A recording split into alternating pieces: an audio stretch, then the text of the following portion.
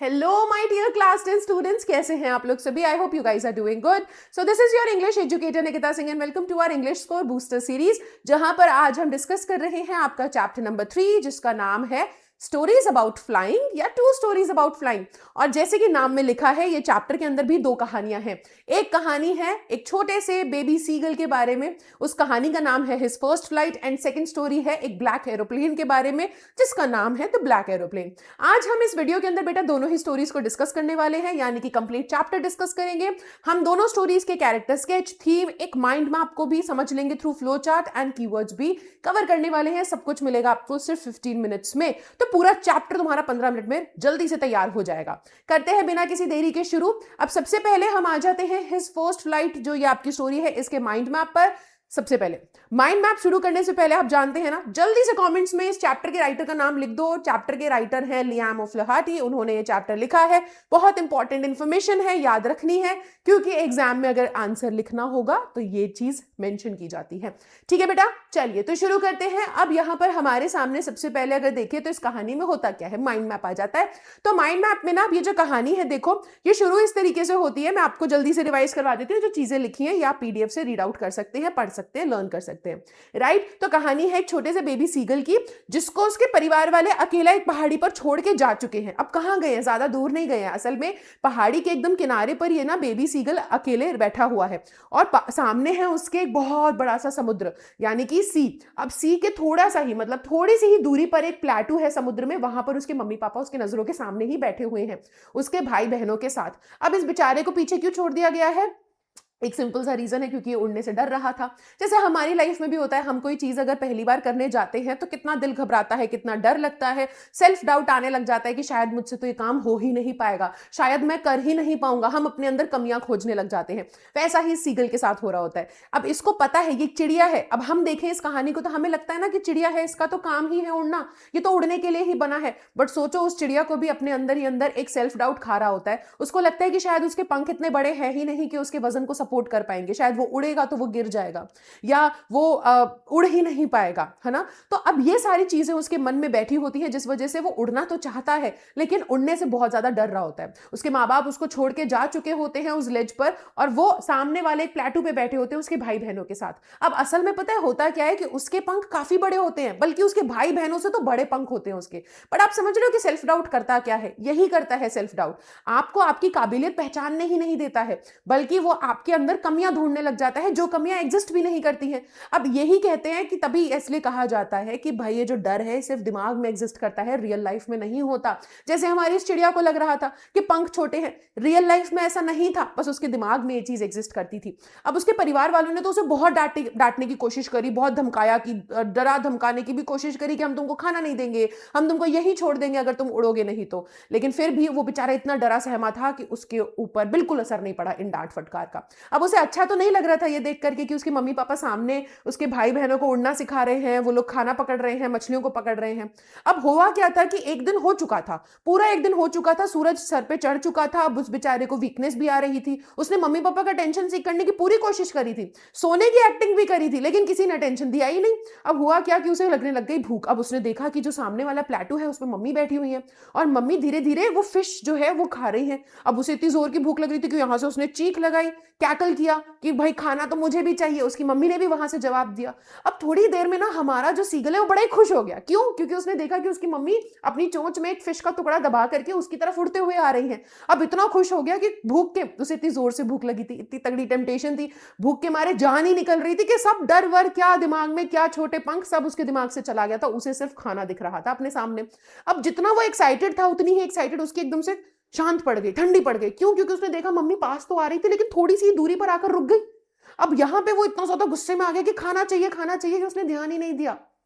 उसने बिल्कुल भी ध्यान नहीं दिया कि उसने ना खाने को पाने के चक्कर में आगे छलांग लगाई, और कब में जमीन तो थी ही नहीं पैरों के नीचे, कब कब में वो उड़ने लगा। बेसिकली हुआ क्या कि एकदम से जब उसने छलांग लगाई खाना पाने के चक्कर में, खाना पकड़ने के चक्कर में, वो उस पहाड़ी से नीचे की ओर गिरने लगा, लेकिन ऐसे नहीं, नीचे की ओर और आगे की ओर ऐसे गिरने लगा, और उसने उसके पंख अपने आप उसके पंख ऐसे फैल गए और वो उड़ने लग गया।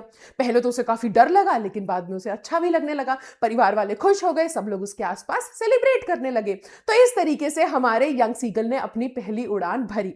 अब आप समझ रहे हैं कि डर जो है वो आपको कितनी चीजें जिंदगी में करने से रोक देता है। वो सच में नहीं एग्जिस्ट करता, सिर्फ दिमाग में एग्जिस्ट करता है। ये है हमारा प्यारा सा चैप्टर। अब हम इस चैप्टर के थीम को डिस्कस करेंगे। इस चैप्टर की 3 मेजर थीम है, ठीक है। सबसे पहली क्या है बेटा? सबसे पहली है ओवरकमिंग फियर, डर के ऊपर काबू पाना, ठीक है। माउंटेन ड्यू ने झूठ नहीं बोला था, डर के आगे सच में जीत है। उसके बाद आता है सेल्फ बिलीफ एंड कॉन्फिडेंस। जिंदगी में अपने ऊपर कॉन्फिडेंस होना बहुत जरूरी है। आप सभी बच्चे एग्जाम्स देने जाने वाले हैं, और मुझे पता है तुम बहुत तैयारी कर चुके होगे। खूब तैयारी करने के बाद भी लगता होगा कि अरे मैम डर लग रहा है, घबराहट हो रही है, कुछ गड़बड़ ना हो जाए। बेटा कॉन्फिडेंस रखो। ये डर सिर्फ दिमाग में एग्जिस्ट करता है, रियल लाइफ में नहीं। आपने अच्छी तैयारी करी है, जितना भी पढ़ सकते हो अभी पढ़ लो, लेकिन देखो अपने ऊपर कॉन्फिडेंस भी रखो। जब तैयारी अच्छी कर रहे हो तो सब अच्छा ही होगा। अगला देखिए, अगली हमारी जो यहाँ पर थीम है इंपॉर्टेंस ऑफ मोटिवेशन, राइट। ये हमारी नेक्स्ट थीम हो जाती है। उसके लिए उड़ने की मोटिवेशन क्या थी? खाना। तो आप भी अपनी मेहनत करने के लिए कोई मोटिवेशन ढूंढ लो लाइफ में। अगला हमारे पास आता है यहाँ पर कैरेक्टर स्केच। अब एक ही तो कैरेक्टर है यहाँ पे, कौन है? Young seagull. अगर हम उसके बारे में देखें तो यंग सीगल के क्या हालात थे भाई? डरा हुआ सहमा हुआ सा था हमारा यंग सीगल। तो यंग है, इनएक्सपीरियंस है, फियरफुल एंड हेजिटेंट भी है, लैक्स सेल्फ कॉन्फिडेंस। स्टार्टिंग में नहीं था, इनिशियली सेल्फ कॉन्फिडेंस नहीं था, सेंसिटिव और इमोशनल भी था बेचारा। ऑब्जर्वेंट ऑफ सिबलिंग्स, उनको बैठ के देख रहा होता है, right. And strong desire to fly, उड़ना चाहता था लेकिन डर लगता था।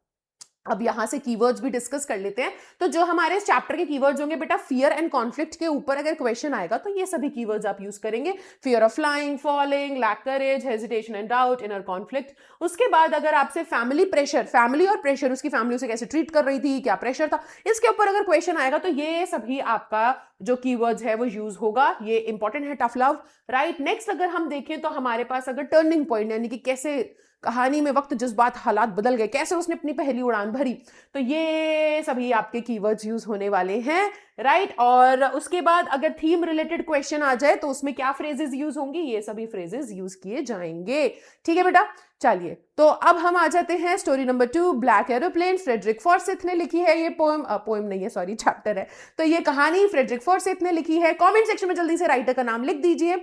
और कहानी किसके बारे में है? ब्लैक कलर के एरोप्लेन के बारे में है। तो माइंड में आपको डिस्कस कर लेते हैं। अब बेसिकली ये कहानी है हमारे एक बहुत ही प्यारे से पायलट की, जो कि बहुत ज्यादा एक्साइटेड है अपने परिवार से मिलने के लिए, ठीक है, और इंग्लैंड जाकर के मस्त मस्त इंग्लिश ब्रेकफास्ट करने के लिए। इतना ज्यादा एक्साइटेड है, रात को उड़ान भर रहा है, ठीक है। और कहाँ जा रहा है? पेरिस से लंदन की ओर, इंग्लैंड की ओर जा रहा है। अब उड़ान भर रहा है तो इनिशियली क्या होता है ना, वो चैप्टर में स्टार्टिंग में ही लिखा हुआ है कि आसमान बड़ा साफ था, बहुत ही प्यारी फ्लाइट थी। मून जो है वो आसमान में एकदम चांद चढ़ रहा था, तारे टिमटिमा रहे थे, सुहाना सा मौसम था। अब वो पहले ही बोल चुका, जब कहते हैं ना कई बार कि तुमने जल्दी कर दी कहने में, तो उस बेचारे ने पहले ये कह दिया कि अरे फ्लाइट तो बहुत ईजी है, मजा आ रहा है, जल्दी ही पहुंच जाऊंगा और एक्साइटेड हूं क्योंकि हॉलीडेज हैं और परिवार से भी मिलूंगा और भाई इंग्लिश ब्रेकफास्ट भी करूंगा। पर हुआ क्या, देखते ही देखते थोड़ी दूर आगे चलते ही, मतलब वही वाली बात है, घर से निकलते ही थोड़ी दूर चलते ही भाई साहब की हो गई हालत खराब, क्योंकि सामने एकदम पहाड़ जैसे, चट्टान जैसे बड़े बड़े काले तूफानी बादल। अब यहाँ पे हमारे जो राइटर साहब या आप कह सकते हैं नरेटर, ठीक है, जो हमारे पायलट हैं, उनको होने लगी घबराहट, क्योंकि उनके पास एक तो जो प्लेन था उसका नाम था DS-088 डकोटा, ठीक है, डकोटा DS-088 ही उनके प्लेन का नाम है, याद रखना है आपको, कमेंट्स में लिखो अभी। तो वो जो प्लेन था ना, वो प्लेन वैसे भी थोड़ा पुराना प्लेन था, और उसके अंदर, प्लेन के अंदर 2 फ्यूल टैंक होते हैं। तो एक फ्यूल टैंक खत्म हो चुका था, दूसरा फ्यूल टैंक उन्होंने यूज करना स्टार्ट कर दिया था। अब उसमें भी तो फ्यूल खत्म ही हो जाता। अब उन्होंने सोचा कि 2 रास्ते हैं, या तो मैं वापस चला जाऊं, ठीक है, अपना जहां से आया था वापस मोड़ लूं, लेकिन उतना तो वो करना नहीं चाहते थे क्योंकि भाई भूख भी तो थी, परिवार से भी तो मिलना था, इंग्लिश ब्रेकफास्ट भी तो करना था। तो उन्होंने बहुत बड़ा रिस्क ले लिया। अब इस रिस्क के बारे में अगर देखा जाए तो बिल्कुल भी कैलकुलेटेड रिस्क नहीं था, बस एकदम होता नहीं, जल्दबाजी में रिस्क उठा लिया। अब उन्होंने सोचा कि या तो स्टॉर्म के बाजू से घुमा के, बादलों के बाजू से घुमा के प्लेन को ले जाए, उतना तो फ्यूल है नहीं। किया क्या, भाई सीधा स्टॉर्म में, मतलब सीधा तूफानी बादलों के बीच में उन्होंने उड़ान भर दी और सोचा कि इन तूफानी बादलों के बीच से ही उड़ान भरते हुए मैं आगे निकल जाऊंगा। जैसे ही उन्होंने तूफानी बादलों के बीच में एंटर किया तो हुआ क्या, प्लेन ऐसे जंप करने लग गया। तूफानी बादल थे भाई, कोई मजाक थोड़ी था। उनके सारे इंस्ट्रूमेंट्स टूट गए थे, कंपास टूट चुका था, रेडियो जो है वो काम नहीं कर रहा था, सारे इंस्ट्रूमेंट्स टूट गए थे। किसी के साथ वो कनेक्शन स्टैब्लिश नहीं कर पा रहे थे, पेरिस कंट्रोल को नहीं पूछ पा रहे थे कि भाई मैं कहाँ हूं या मेरी कोई डायरेक्शन बताओ या मेरे को हेल्प करो। अंदर स्टॉर्म में के क्लाउड्स के अंदर इतना अंधेरा था कि कुछ नजर ही नहीं आ रहा था, कुछ भी नजर नहीं आ रहा था, कुछ भी नहीं। लेकिन उतने में यहां कहते हैं कि जैसे ही वो थोड़ा सा आगे चलते, वो घबरा तो गए थे कि भाई रास्ता कैसे ढूंढूंगा, इंग्लैंड कैसे पहुंचूंगा। लेकिन जैसे ही वो थोड़ा सा आगे उड़ते हुए जा रहे थे ना, उनको नजर आया कि साइड में एक ब्लैक कलर का एरोप्लेन है, जैसे कि आप शायद यहां देख पा रहे हो, है ना। एक ऐसा ब्लैक कलर का एरोप्लेन है जो तूफान में से उड़ रहा है और उसकी टेल लाइट भी नहीं जल रही, विंग्स लाइट भी नहीं है, मतलब एकदम अंधेरा है। और उनको दिख रहा है कि शैडो है और उसके अंदर ना एक पायलट बैठा है जो कि ऐसे इशारा कर रहा है और बोल रहा है कि मुझे फॉलो करो। तो इन्होंने उस पायलट को फॉलो करना चालू करा। अब ये उसके पीछे पीछे उड़ रहे हैं, उड़ रहे हैं, उड़ रहे हैं, और आधे घंटे तक इन्होंने उस पायलट को फॉलो किया, उस ब्लैक एरोप्लेन को फॉलो किया। अब इनके पास ना ज्यादा फ्यूल नहीं बचा था, 5-10 मिनट और जल पाता इनका फ्यूल। उतने में अब इनको घबराहट होने लगी कि भाई और कितना दूर, कहीं यहीं नहीं मर जाए। उतने में होता क्या है कि ब्लैक एरोप्लेन जो है वो ना बादलों से नीचे की ओर जाने लगता है, तो ये भी नीचे की ओर जाते हैं। अब जैसे ये बादलों में से बाहर निकलते हैं तो इन्हें दिखता है सामने रनवे। ये खुश हो जाते हैं, जल्दी से प्लेन को लैंड करते हैं और लैंड करके उस डकोटा 088 को वहीं छोड़ के भागते हैं। कहां पर, कंट्रोल सेंटर में बैठी एक लेडी के पास, और वहां जाके बोलते हैं कि मैम आप मेरी ना वो बताइए, हेल्प कीजिए, वो ब्लैक एरोप्लेन वाला इंसान कौन था, वो कौन था ब्लैक एरोप्लेन में जिसने मेरी मदद करी, मैं उसको थैंक यू बोलना चाहता हूँ। अब वहां पे जो लेडी बैठी हुई थी वो अंदर ही अंदर से सोचती कि हैं कौन, कौन, आपके सिवा कोई इतना बेवकूफ नहीं था, मतलब ऐसा उसने नहीं बोला बट फीलिंग्स तो वही थी कि भाई साहब कोई नहीं था, आप ही थे जो इतना बहादुरी का काम कर रहे थे या बेवकूफी का काम कर रहे थे कि इतने बड़े तूफान में आप प्लेन फ्लाई कर रहे थे, आपके सिवा और कोई नहीं था रडार पे। तो अब यहाँ क्वेश्चन जो है वो इस तरीके से कहानी खत्म होती है कि लोगों के दिमाग में क्वेश्चन आता है कि क्या वो सच में था एरोप्लेन या इनकी दिमाग का सिर्फ एक इमेजिनेशन का पीस था। तो मैं तो कहूंगी कि इनका सिर्फ दिमाग था, जो इनकी सर्वाइवल इंस्टिंक्ट्स थी जो कि वहां पर प्ले कर रही थी, राइट। जब इतना अंधेरा था, कुछ नजर ही नहीं आ रहा था, तो फिर तुम्हें कैसे नजर आ गया एक ब्लैक एरोप्लेन जो कि अपने आप में, उसके ऊपर कोई लाइट्स भी नहीं है और उसके अंदर बैठा है, पायलट भी नजर आ गया। ये पॉसिबल नहीं है, ये उनका भ्रम था, राइट। ये उनका दिमाग था जो कि सरवाइव करने के लिए, जिंदा रहने के लिए उनको बस एक हेल्यूसिनेट कर रहा था और बेसिकली उनको रास्ता मिल गया। तो ये है हमारा प्यारा सा चैप्टर जो यहाँ हो जाता है खत्म। और अब हम आ जाते हैं थीम पर। थीम जो है सबसे इंपॉर्टेंट है सर्वाइवल इंस्टिंक्ट्स। आप प्लीज कमेंट्स में लिखिए, ये आपका कीवर्ड बनेगा बेटा, ठीक है। अब यहाँ देखो, faith and trust in the unknown. अब कोई चीज को तुम जानते नहीं, उसमें फेथ दिखा रहे हो, ट्रस्ट दिखा रहे हो, राइट। दूसरा है mystery and supernatural elements, and तीसरा है ह्यूमन करेज इन क्राइसिस। अरे दिक्कत की स्थिति में भी आप कितना करेज दिखाते हैं, ठीक है। अगला हमारे पास आता है कैरेक्टर स्केच।